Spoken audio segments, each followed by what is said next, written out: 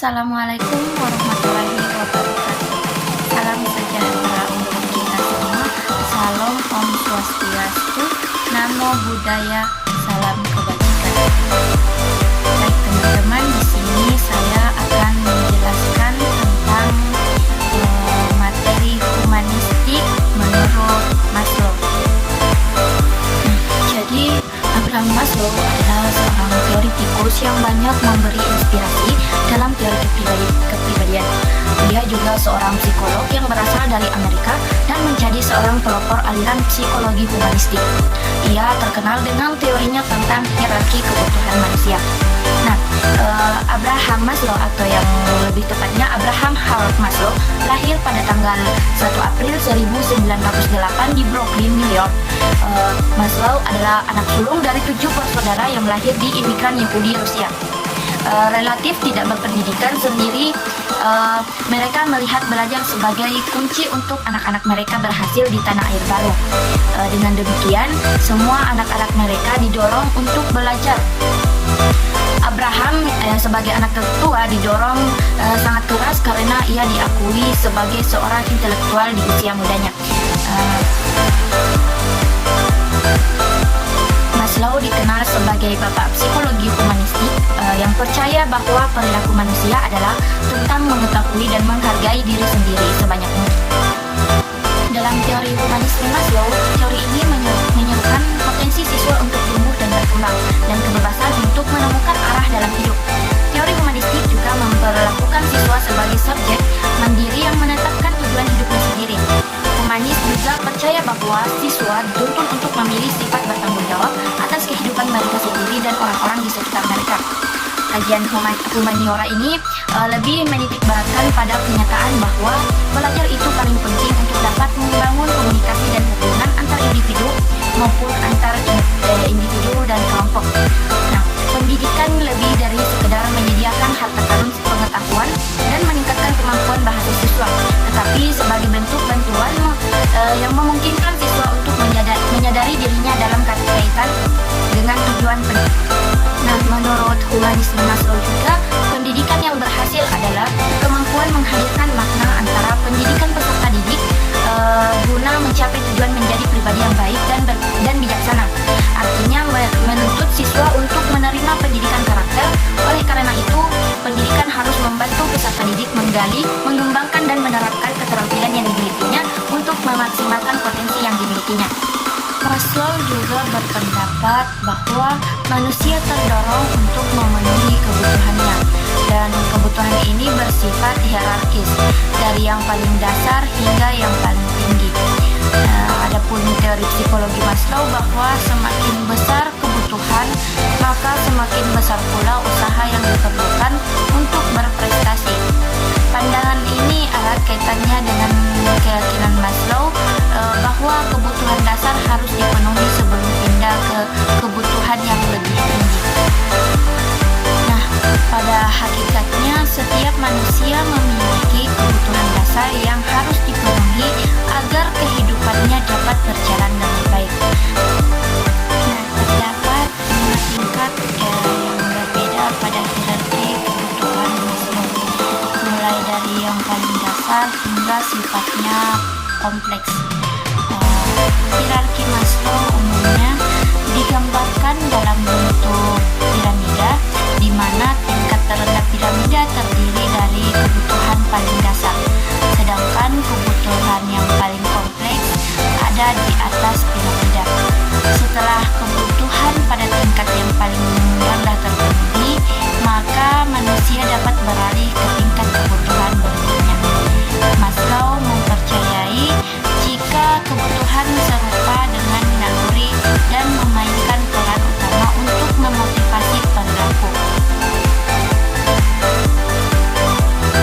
Nah, di sini kita akan membahas tentang kelima tingkat kebutuhan yang saya jelaskan. Nah, di sini saya akan menjelaskan tentang kelima tingkatan kebutuhan yang saya jelaskan. Yang pertama ada kebutuhan fisiologis. Nah, kebutuhan fisiologis menjadi kebutuhan yang paling dasar untuk dipenuhi karena meliputi hal-hal yang vital bagi kelangsungan hidup, yang termasuk dalam kebutuhan fisiologis yaitu makan, minum, tidur, dan bernapas. Selain pemenuhan nutrisi, kebutuhan fisiologis juga mencakup pakaian, tempat tinggal, dan kehangatan. Maslow juga memasukkan reproduksi seksual pada tingkat ini. Jika kebutuhan ini tidak terpenuhi, maka tubuh manusia tidak dapat berfungsi secara optimal, hingga kebutuhan lain pun menjadi sekunder hingga kebutuhan ini terpenuhi. Lalu pada tingkatan kedua ada kebutuhan keamanan dan keselamatan. Nah, kebutuhan ini menjadi sedikit lebih kompleks, di mana kebutuhan akan rasa aman dan keselamatan menjadi yang utama. Manusia ingin suatu kontrol dan ketertiban dalam hidupnya. Beberapa kebutuhan dasar manusia akan rasa aman dan keselamatan, yaitu keamanan keuangan, kesehatan dan kebugaran, serta keamanan dari kecelakaan dan cedera.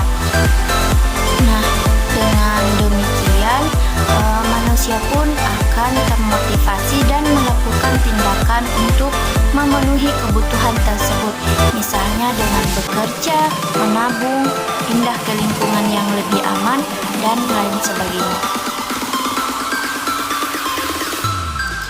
Setelah kebutuhan dasar manusia tersebut terpenuhi, maka akan muncullah kebutuhan akan kasih sayang dan rasa memiliki. Nah, ini berkaitan dengan hal-hal tertentu, misalnya seperti persahabatan, keintiman, kepercayaan, penerimaan, serta memberi dan menerima kasih sayang. Dalam hal ini memenuhi kebutuhan, manusia akan terlibat dalam pertemanan, hubungan romantis, keluarga, kelompok sosial, dan lain sebagainya. Penting bagi manusia untuk merasa dicintai dan diterima oleh orang lain untuk menghindari berbagai masalah seperti kesepian, depresi, dan kecemasan. Lalu pada tingkatan keempat yaitu ada kebutuhan penghargaan. Nah, manusia memiliki kebutuhan akan penghargaan dari rasa hormat. Setelah ketiga kebutuhan sebelumnya terpenuhi, maka kebutuhan akan harga diri ini memainkan peran yang lebih menonjol untuk memotivasi perilaku manusia.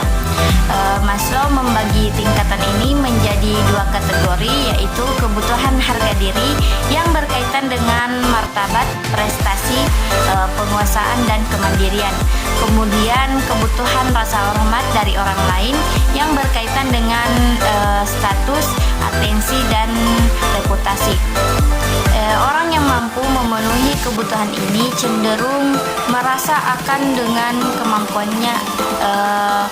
kemampuannya sehingga memiliki harga diri yang baik dan mendapat penghormatan dari orang lain. Sementara jika diri dan rasa hormat dari orang lain rendah, maka akan mengembangkan rasa rendah diri.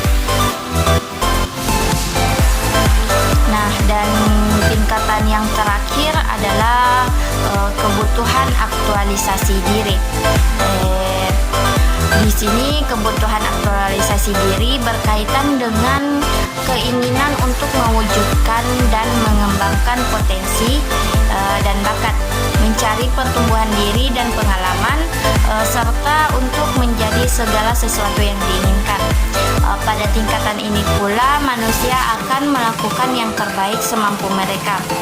Namun terdapat pendapat yang mengatakan jika aktualisasi diri ini sulit dijelaskan secara ilmiah karena penelitiannya didasarkan pada individu yang sangat